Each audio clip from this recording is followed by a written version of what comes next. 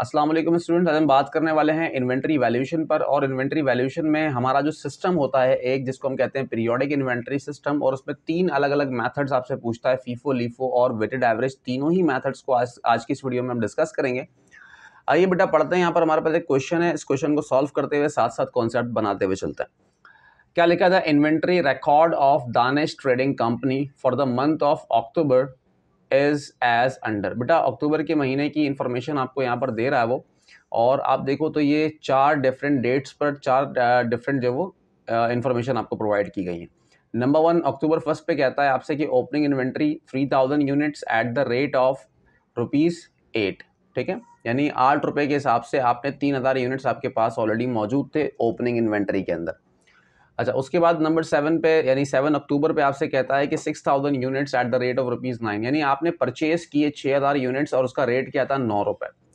फिर आपने अक्टूबर की 16 तारीख को 4000 यूनिट्स और परचेज किए और उसका रेट था आपके पास 10 रुपये। फिर अक्टूबर की 25 तारीख को आपने 6000 यूनिट्स फर्दर बाय किए और उसका रेट था बेटा 15 रुपये। अच्छा, फिर कहता है आपसे total 7000 units at the rate of ₹18 each word sold. 18 रुपये के हिसाब से आपने 7000 यूनिट्स ड्यूरिंग अक्टूबर, यानी अक्टूबर के महीने में ड्यूरिंग अक्टूबर आपने जो है वो टोटल कितने यूनिट्स बेचे हैं? 7000 यूनिट्स बेचे हैं। 7000 यूनिट्स आपने बेचे हैं और हर एक यूनिट का जो रेट था, अब ये जो रेट है ना बेटा, समझना बात को, ये जो 18 रुपये है ना आपके पास, ये है आपकी सेलिंग प्राइस। ठीक है, और ये जो रेट आपको ऊपर गिवन होता है, जो आपको यूनिट्स के साथ बता रहा होता है ओपनिंग इन्वेंट्री और परचेजेस में, ओपनिंग इन्वेंट्री और परचेजेस में बेटा जो आपको रेट बता रहा होता है, ये बेसिकली आपकी कॉस्ट प्राइस होती है। ठीक है, ये आपकी कॉस्ट प्राइस होती है और ये आपकी सेलिंग प्राइस होती है। तो इस बात को का डिफरेंस जो वो अच्छे से दिमाग में रखना आप। चलो बेटा, रिक्वायर्ड नंबर 1 इसकी देखते हैं। रिक्वायर्ड नंबर 1 में कहता है calculate the units and cost of goods available for sale during October. मतलब आपके पास अक्टूबर के महीने में जो भी यूनिट्स अवेलेबल थे बेचने के लिए और उन यूनिट्स की जो भी कॉस्ट थी, ये दोनों चीजें आपने फाइंड आउट करना है। ठीक है, तो अवेलेबल का मतलब क्या होता है? अवेलेबल का सीधा सा मतलब ये है कि भाई जब महीने का पहला दिन था तो आपके पास वेयर हाउस में कितना माल था, आपके वेयर हाउस में कितना माल पहले से रखा हुआ था, फिर ड्यूरिंग द पीरियड आपने कितना और खरीदा, तो इन सबको अगर मैं मिला लूं तो ये क्या कहलाएगा सर? ये अवेलेबल फॉर सेल कहलाएगा, अवेलेबल फॉर सेल कहलाएगा। सिंपल सी बात है।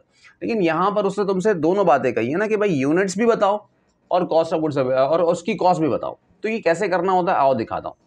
ये मैंने बेटा सारा काम यहाँ पे कर लिया है, साथ साथ एक्सप्लेन करते हुए जाऊंगा, एक एक पॉइंट को एक्सप्लेन करूंगा। देखो यहाँ पे सबसे पहले मैंने रिक्वायर्ड नंबर 1 हमारी जो है उसकी हेडिंग क्या है? Computation for units and cost of goods available for cell. देखो दो कॉलम्स है, ये हमारे पास यूनिट्स हैं और ये हमारे पास है बेटा उसकी अमाउंट। ठीक है, यानी उसकी कॉस्ट। तो यहाँ पर अगर मैं देखूं तो अक्टूबर की पहली तारीख पे मेरे पास ओपनिंग इन्वेंटरी कितनी थी? ये सवाल से ले रहा हूँ ना मैं। 3000 यूनिट्स ओपनिंग में थे, हर एक यूनिट कितने का था? 8 रुपए का। ठीक है, तो एट द रेट की जगह पर आपने पर यूनिट कॉस्ट प्राइस लिखनी है उसकी। ठीक है, तो 3000 यूनिट्स को 8 से मल्टीप्लाई करोगे तो ये कितना आ जाएगा तुम्हारे पास? 24,000। यानी कि ओपनिंग स्टॉक जो भी था तुम्हारे पास अक्टूबर की पहली तारीख पर, उसकी जो कॉस्ट थी वो कितनी थी? 24,000। ठीक है, और यूनिट्स कितने थे? 3000। फिर हम ये देखेंगे कि ड्यूरिंग द पीरियड, ड्यूरिंग अक्टूबर हमने टोटल जो भी माल खरीदा, ठीक है, अब उसको यहाँ पे हम लिस्ट डाउन करेंगे कि भाई कौन कौन सा माल किस किस डेट पे खरीदा, कितने कितने यूनिट्स खरीदे, किस रेट पे खरीदा और उसकी टोटल कॉस्ट कितनी है। और फाइनली फिर हम उसको जब ऐड कर लेंगे तो हमारे पास आ जाएगा भाई cost of goods available for cell और यूनिट्स अवेलेबल फॉर सेल। ठीक है, तो मैंने अक्टूबर की 7 तारीख को खरीदे भाई 6000 यूनिट्स। रेट क्या था उसका? सर 1 रुपया इजाफी पर मैंने उसको खरीदा, 1 रुपया महंगा खरीदा मैंने उसको।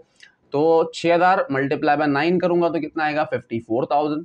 फिर मैंने अक्टूबर की 16 तारीख को फिर खरीदा। ठीक है, अच्छा बेचा कब आपने उसकी भी बात नहीं कर रहे हो, वो तुमसे कह क्या रहा है कि तुमने क्या बताना है? Calculate the units and cost of goods available. Available कितना था, ये बेचा कितना वो बाद में बात करेगा। तो परचेज किया बेटा तुमने, फिर उसके बाद अक्टूबर की 16 तारीख को 4000 यूनिट्स, रेट किया था उसका 10 रुपए के हिसाब से, तो ये बनी कॉस्ट उसकी 40,000 रुपए।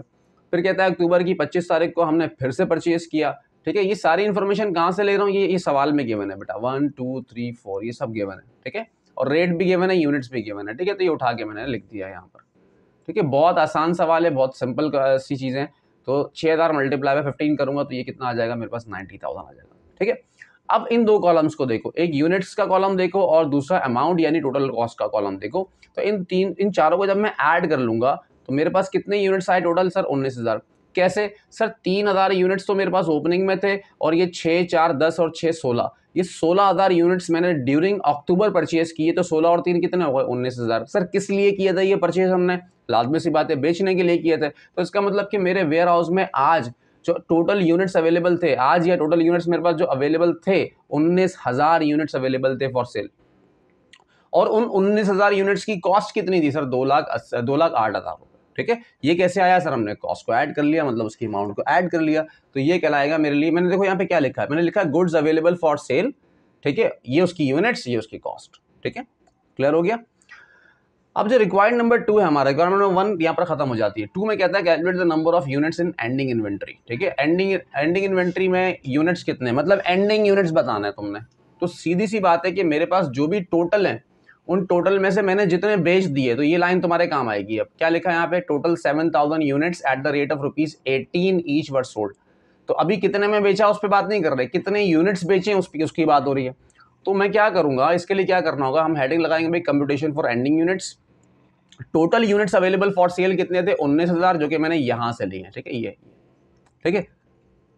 फिर मैंने कहा भाई जितने मैंने बेच दिए माइनस कर दो, ये आप लोग लिखते हो ना, लेस लिख लो यहाँ पे। ठीक है, कोई मसला नहीं, एक ही बात है।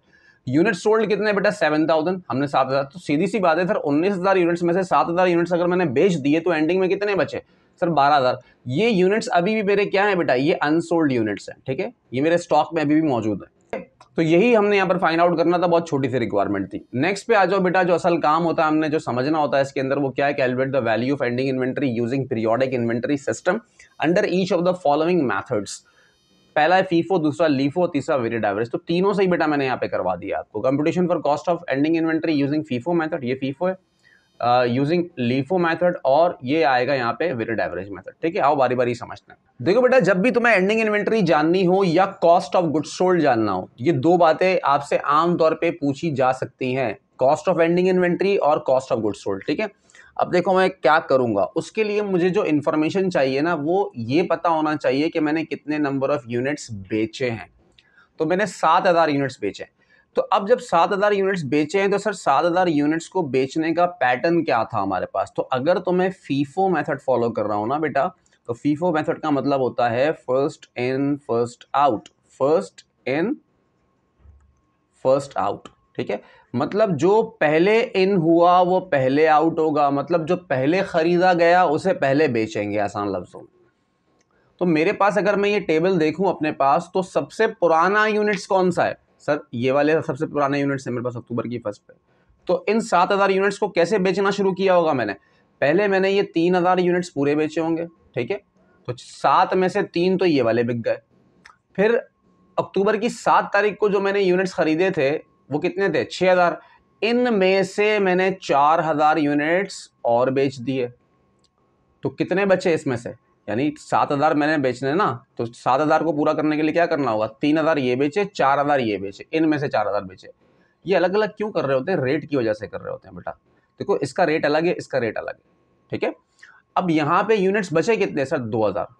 तो एंडिंग इन्वेंटरी के अंदर हमने जो यूनिट्स लिखने होते हैं ना बेटा, वो बचे हुए यूनिट्स लिखने होते हैं। ठीक है, तो बचे हुए यूनिट्स मैंने यहाँ पे लिखने हैं, कहाँ पर? फीफो मेथड में। अब देखो मैंने कहाँ से शुरू किया, मैंने अक्टूबर 1 नहीं लिखा है यहाँ पे, कौन सा वाला लिया? अक्टूबर 7। और अक्टूबर 7 में पूरे 6,000 नहीं लिए, कौन से लिए सर? जो बचे हुए थे ना 2,000, वो लिए हैं मैंने। ठीक है, क्योंकि 4,000 तो बेच दिए। ठीक है, 3,000 ये बेच दिए, 4,000 ये बेच दिए, 6,000 में से 4 बिक गए, तो बचे कितने? 2,000। कौन से रेट वाले सर? 9 रुपए वाले। तो 2 9 18,000। अक्टूबर की 16 तारीख को, अब ये वाले तो पूरे बचे हुए हैं ना, ये 4 पूरे बचे हुए हैं, ये पूरे बचे हैं। जब तक ये पहला नहीं बिकेगा, अगला नंबर नहीं, अगले वाले का नंबर नहीं लगेगा। ये 6 पूरे बिक जाते तो फिर इसमें से बिकते, फिर ये 4 पूरे बिक जाते तो फिर इसमें से बिकते। लेकिन यहाँ पे हमारा मामला पूरा हो गया, क्योंकि 7,000 यूनिट्स ही बेचे हमने। ठीक है, तो ये पूरा हमने लिख दिया, वही रेट उठाकर हमने यहाँ पे लिख दिया। और finally cost of ending inventory हमारे पास यहाँ पे 12,000 यूनिट्स, यानी एंडिंग यूनिट्स हमारे पास कितने? 12,000 है ना, ये देखो हमने निकाला हुआ है। 12,000 यूनिट्स हमारे पास जो बचे हुए, और उसकी कॉस्ट कितनी है सर? 1,48,000। ये कैसे निकाला? इन तीनों को ऐड कर दिया यहाँ पे, जो बचे हुए यूनिट्स की कॉस्ट थी उसको ऐड कर लिया। यानी मैं ये कह सकता हूं यहाँ पर कि जो एंडिंग में 12,000 यूनिट्स बचे, अगर मैं उस एंडिंग इन्वेंटरी की कॉस्ट को फीफो मेथड इस्तेमाल करते हुए निकालता हूं, तो मेरे पास उसकी कॉस्ट कितनी आती है? 1,48,000 आती है। अब यही चीज हमें किससे करनी है, लीफो मेथड से भी करनी है, जो उसने हमसे कहा ये लीफो मेथड है हमारे पास। लीफो मेथड का मतलब क्या बनेगा, लास्ट इन फर्स्ट आउट। अब इसका मतलब क्या है कि जो सबसे आखिरी वाला था वो सबसे पहले बेचा जाएगा और रिवर्स में बेचेंगे। अब आ जाओ, अब इन्हीं 7,000 यूनिट्स को लीफो से बेचना शुरू करो। तो कैसे बेचा होगा सर, ये जो आखिरी नंबर पे ना अक्टूबर की 25 तारीख को 6,000 यूनिट्स सबसे पहले मैंने ये बेचे होंगे, सही है, ये तो पूरे बेच दिए। फिर उसके बाद ये इन चार में से मैंने 1,000 यूनिट्स और बेचे होंगे, ऐसा ही है। तो इसका मतलब कि 7,000 पूरे हो गए। हमने हर बार 7,000 यूनिट्स ही बेचने हैं बेटा, मेथड बदलेगा लेकिन यूनिट्स वही रहेंगे। 7,000 यूनिट्स बेच दिए हमने, बचे कितने सर, अब देखो, अब इन 4,000 में से 1,000 यूनिट्स तो मैं बेच चुका, तो कितने बचे, 3,000 बचे, ठीक है। और ये ऊपर 3 और 6 सर, ये तो पूरे पूरे बचे। तो मैं क्या करूंगा सर, 3,000 ये वाले, 6,000 ये वाले, और इनमें से 3,000, इनमें से कितने, 3,000। देखो मैंने यही लिखा है यहाँ पे, जरा ध्यान दो। अक्टूबर की 1 तारीख ओपनिंग इन्वेंट्री वाले तो पूरे के पूरे 3,000 यहाँ लिख दिए।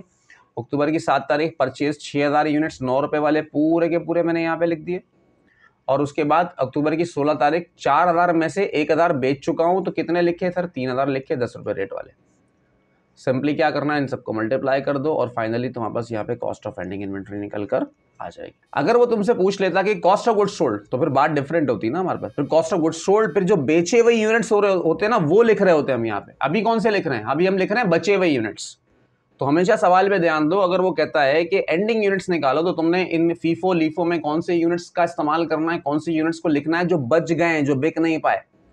लेकिन अगर वो तुमसे पूछता कॉस्ट ऑफ गुड्स सोल्ड निकालो फीफो से लीफो से, तो फिर तुम यहाँ पर इन कॉलम्स के अंदर कौन से लिख रहे होते, वो यूनिट्स लिख रहे होते जो बेच दिए हैं। होप सो आपको बात समझ में आ गई होगी। तीसरा जो हमारा मेथड है इसके अंदर, दैट इज वेटेड एवरेज। देखो वेटेड एवरेज का मतलब क्या होता है, वेट्स का मतलब क्या होता है, वेट्स का मतलब होता है यूनिट्स। तो जब भी तुमने एवरेज निकालना हो, वेटेड एवरेज, तो तुमने क्या करना है, जो भी तुम्हारी कॉस्ट है उसको डिवाइड कर देना है यूनिट्स से, ठीक है। तो अब यहाँ पर कौन सी कॉस्ट को कौन से यूनिट्स पे डिवाइड करना होगा बेटा, ये टोटल जो गुड्स अवेलेबल फॉर सेल था ना आपके पास, यानी कॉस्ट, इसकी कॉस्ट, तो क्या नाम दूंगा उसको, cost of goods available for cell. और उसको डिवाइड किससे करूंगा, यूनिट्स अवेलेबल फॉर सेल से, ठीक है। तो अब मैं इसको इससे डिवाइड करूंगा तो मेरे पास यहाँ पे जो कॉस्ट निकल कर आएगी, जो मेरा वेटेड एवरेज बेसिकली जो है ना, ये बेसिकली पर यूनिट है। ये क्या है बेटा, ये पर यूनिट है, ठीक है। वेटेड एवरेज जो होता है ना आपके पास, वो हमेशा कैसे निकलता है, वो पर यूनिट निकल रहा होता है। तो मैं ये कह सकता हूं कि भाई मैं ये नहीं देख रहा कि पहले कौन सा बाद में कौन सा। इस बार सिंपल सा काम क्या करूंगा, जितने यूनिट्स बेचे हैं उसको इससे मल्टीप्लाई करूंगा तो कॉस्ट ऑफ गुड्स सोल्ड आ जाएगी। जितने यूनिट्स बचे हुए हैं उसको इससे मल्टीप्लाई करूंगा तो एंडिंग इन्वेंट्री आ जाएगी, कॉस्ट ऑफ एंडिंग इन्वेंट्री। तो मुझे चाहिए क्या, मुझे sir cost of ending inventory चाहिए। तो इससे मुझे किसको मल्टीप्लाई करना पड़ेगा सर, एंडिंग यूनिट्स को मल्टीप्लाई करना पड़ेगा। और एंडिंग यूनिट्स कैसे आएंगे भाई, यहाँ पे कॉस्ट ऑफ एंडिंग इन्वेंट्री कैसे आएगी, ending units multiply by weighted average, ठीक है। तो कॉस्ट ऑफ एंडिंग इन्वेंट्री के लिए मैंने क्या किया भाई, एंडिंग यूनिट्स लिखे 12,000 मल्टीप्लाई बाय वेटेड एवरेज कितना निकला हमारा 10.947, ठीक है। आप लोग जो ना एटलीस्ट बेटा 3 डिजिट तक लिया करो उसको, आंसर में थोड़ा करेक्शन एरर के चांसेस कम से कम हो जाते हैं। अच्छा भाई, कॉस्ट ऑफ एंडिंग इन्वेंट्री कितनी आ गई, 1,31,364। तो ये तीनों ही मेथड से उसने हमसे कहा था कि आप क्या निकालिए, आप निकालिए वैल्यू ऑफ एंडिंग इन्वेंट्री या कॉस्ट ऑफ एंडिंग इन्वेंट्री, एक ही बात है, यूजिंग पीरियोडिक इन्वेंट्री सिस्टम। और मेथड कौन से थे, फीफो लीफो और वेटेड एवरेज। प्रिपेयर कंपैरेटिव चौथे नंबर पे कहता है prepare comparative partial income. Partial का मतलब होता है इनकम्प्लीट, पार्शियल का मतलब होता है बेटा इनकम्प्लीट, ठीक है। जितनी इंफॉर्मेशन अवेलेबल है वो उससे बना लो, जितनी अवेलेबल है उसी से बना लोगे तो वो पार्शियल है, ठीक है। Income statement showing gross profit under each method. अच्छा, कंपैरेटिव बोल रहा है, तो कंपैरेटिव का मतलब क्या है कि तुमने तीनों मेथड से जो तीनों मेथड्स को कंपेयर करके बनानी है, आमने सामने बनानी है, ताकि तुम्हें दिखे तीनों कंपेयर हो रहे हो, तीनों मेथड से कंपेयर हो रहा हो। क्या क्या कंपेयर हो रहा हो, हमारा ग्रॉस प्रॉफिट कंपेयर हो रहा हो, हमारी कॉस्ट ऑफ गुड्स सोल्ड वहां पर जो वो कंपेयर हो रही है, ठीक है। आ जाओ। अच्छा, अब देखो यहाँ पे क्या करना है, आपने 3 कॉलम्स बेटा बना लेने अपने पास, फीफो लीफो और वेटेड एवरेज, और एक पर्टिकुलर्स का कॉलम आप बना लोगे। पर्टिकुलर्स में आप वो डिटेल्स लिखोगे सारी। सबसे पहली जो चीज यहाँ पे लिखी जाएगी that is sales. Sir sales के लिए जरा बात को समझो, सेल्स किसके बराबर होती है sir, units sold multiply by selling price, ठीक है, सेलिंग प्राइस पर यूनिट, सही है। वैसे सेलिंग प्राइस बोलूं तो वो पर यूनिट ही होता है। अच्छा, यूनिट सोल्ड कितने थे हमारे सर, 7,000 यूनिट्स थे। अब देखो उसने तुमसे कहा था ना कि हर एक यूनिट को हमने किस रेट पर बेचा है सर, 18 रुपए पर बेचा है हर यूनिट को हमने, सवाल में सवाल में कहा था ना 7,000 यूनिट्स हमने बेचे, हर एक यूनिट को कितने में बेचा है? 18। अब यहां सोचने मत बैठ जाना कौन से वाले यूनिट्स को 18 में, सारे यूनिट्स जितने भी बेचे हैं वो सब के सब किस पे बेचे हैं? 18 रुपए पर बेचे। ठीक है, और सबको बात समझ में आ गई होगी।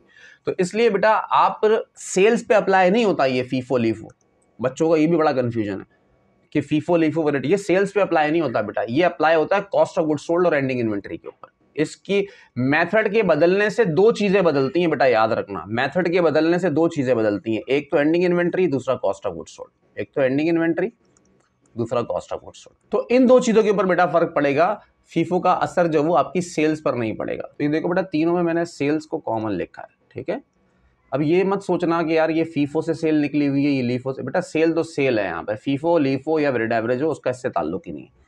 कॉस्ट ऑफ गुड्स सोल्ड, आप कॉस्ट ऑफ गुड्स सोल्ड में क्या क्या लिखते हैं? सर ओपनिंग इन्वेंटरी आती है, परचेज ऐड करते हैं तो cost of goods available for cell आता है, ये बचपन से पढ़ते हुए आ रहे हो। माइनस करते हैं सर एंडिंग इन्वेंटरी तो कॉस्ट ऑफ गुड्स सोल्ड आ जाता है हमारे पास। ठीक है, अब यहाँ पर मैंने ये परचेजेस कैसे निकाली है, ये परचेजेस मैंने कैसे निकाली, बहुत सिंपल सा काम है। इधर देखो टेबल पे आओ, ये टेबल था मेन हमारा। ठीक है, ये 2,08,000 टोटल था ना, इसमें से जस्ट ओपनिंग इन्वेंटरी माइनस कर दोगे तो ये बचेगा, ये तो ये क्या है सर? ये हमारी टोटल परचेजेज तो है जो ड्यूरिंग द पीरियड हमने माल खरीदा है। ठीक है, तो ये टोटल कर लो, इन सब का टोटल करो, कितना बनेगा वो टोटल कर लो, ये बनेगा 1,84,000 बनेगा। या फिर क्या करो 2,08,000 में से 24 माइनस करो तब भी वही आएगा, एक ही बात। ठीक है, और एंडिंग इन्वेंटरी माइनस करोगे। अब देखो क्या करना है, ये रही तुम्हारी सेल्स और ये बेटा कॉस्ट ऑफ गुड्स सोल्ड, हर मेथड से अलग अलग। Sales minus cost of goods sold gross profit, यहां पर ये आया sales minus cost of goods sold gross profit, sales minus cost of goods sold gross profit. ठीक है, आसान सवाल था, मुश्किल नहीं था, लेकिन अक्सर बच्चे जो वो छोटी छोटी चीज़ों को लेकर बहुत ज़्यादा परेशान हो रहे होते हैं। मैंने इसके अलावा जो है काफ़ी सारी चीज़ें मैंने ऑलरेडी डिस्कस की हुई हैं। मैंने पीरियोडिक और परपीचुअल का फ़र्क आपको बहुत डिटेल में समझाया हुआ, पीरियोडिक वर्सेस परपीचुअल, इन दोनों में क्या फ़र्क होता है। फिर परपीचुअल से मैंने कुछ क्वेश्चन आप लोगों को ऑलरेडी करवाए हैं। ठीक है, फिर पीरियोडिक परपीचुअल को वर्कशीट में भी डिस्कस किया हुआ, तो काफ़ी डिस्कशन मैंने ऑलरेडी किया हुआ है, वो आप लोग देख सकते हैं। तो बेटा ये आज का हमारा डिस्कशन था इन तमाम चीज़ों के ऊपर। होप्स आपको ये वीडियो पसंद आई होगी। मिलते हैं बेटा नेक्स्ट वीडियो में, अपना बहुत सारा ख्याल रखें। अल्लाह हाफ़िज़।